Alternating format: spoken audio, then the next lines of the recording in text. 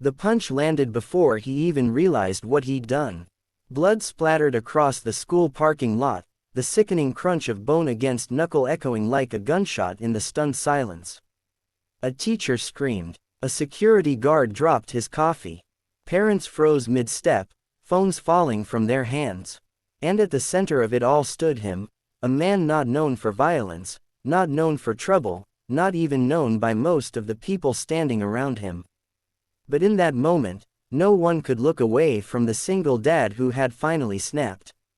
Because there comes a time in every person's life when enough is enough. And for Ryan Hale, that time came the day they humiliated his son. Right finger, before we go deeper into this emotional roller coaster, if you believe in kindness, second chances, and the unbreakable bond between a parent and child, please like, comment, share, and subscribe to Royal Stories. Every click helps spread stories that matter. Left finger. Ryan Hale wasn't a fighter. He wasn't a man who shouted or picked battles in grocery store lines. He was the kind of guy who tipped baristas double when they got his name wrong, who apologized when someone else bumped into him. He'd worked construction for years, quietly, diligently, like his late father had. His life had become one long cycle of shift work, frozen dinners, and bedtime stories. That all changed the day his little boy, Mason, started middle school. Mason was 11, small for his age, with gentle eyes and a soft voice. He wasn't the kid who made the soccer team or cracked jokes in the lunchroom. He was the kid who still wrote, "I love you, Dad," on post-it notes and hid them in Ryan's lunch pail. But middle school is a brutal place. And when Mason showed up in the same worn-out hoodie he'd had since 5th grade, with sneakers duct-taped at the sole, he became a target. It started with whispers, then laughs, then videos. Mason would come home quieter each day, until one night, Ryan found his son sitting in the bathtub with the water off, fully clothed, just staring. No tears, no cries, just silence. Ryan didn't have a lot, but he had love. And he gave it all to Mason. He scraped together what little he had to buy new clothes, a backpack, even a haircut from a real barber instead of the usual buzz cut in their kitchen. Mason smiled for the first time in weeks. But the next day, it got worse. A group of 8th graders cornered Mason at recess. They mocked his charity makeover, called him a pity project, and shoved him face first into the dirt. A video made its way online, captioned, "Orphan boy tries to look rich," because yes, Mason's mom had died when he was just 2. Ryan was the only parent Mason had ever known. And now, the world knew just enough of their story to mock it. When Ryan was called into the school, he expected a meeting with the principal. He didn't expect to see the parents of the bullies laughing in the hallway. He didn't expect to hear one of them say, maybe if his dad got a real job instead of playing single mom, the kid wouldn't be so pathetic. That was it. He didn't see red. He saw his son's tear-streaked face, the unspoken shame in his slumped shoulders, the questions he was too scared to ask. Why don't they like me? What did I do wrong? Ryan crossed the parking lot like a man possessed. The words played over and over in his head. Real job, single mom, pathetic, until his fist did what his heart couldn't. It defended the boy no one else would.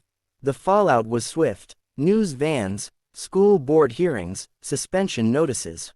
But something else happened too. People started listening. The video of Ryan's outburst went viral, but not for the reason he feared. It wasn't edited to mock him. It was shared as a rallying cry. Comments poured in. "That's a real dad. I'd do the same for my kid. This world needs more men like him." Parents who'd been silent before finally stepped forward. Other kids came forward with stories of being bullied by the same group. Teachers admitted they'd seen signs but were told to let kids toughen up. The school had no choice but to act. The bullies were suspended, their parents forced to publicly apologize. And Ryan was offered something he'd never expected, respect. But even more than that, he was given a chance to speak.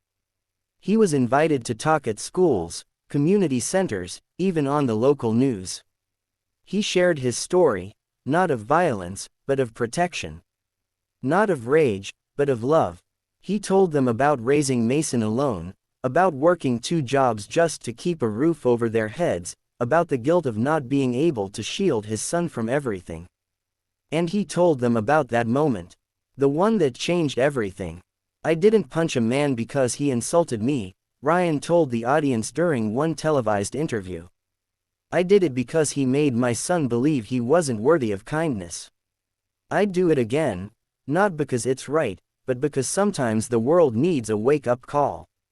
Mason, now sitting beside his dad, squeezed his hand and smiled, wide, unafraid. The world didn't change overnight. But for Mason, it started to feel safer. Other kids talked to him. Teachers praised his courage. He even joined the drama club, and Ryan, still in his dusty construction boots, watched from the front row as Mason played the lead in the school play. One evening, as they walked home under a pink sky, Mason looked up at his dad and said, "You didn't cross a line, Dad. You erased one." Ryan didn't answer. He just held his son a little tighter. Right finger, if this story touched your heart, if it reminded you of the strength it takes to stand up for someone you love, please like, comment, and subscribe to Royal Stories. Let's share stories that matter. Stories that heal. Left finger. Memo special request.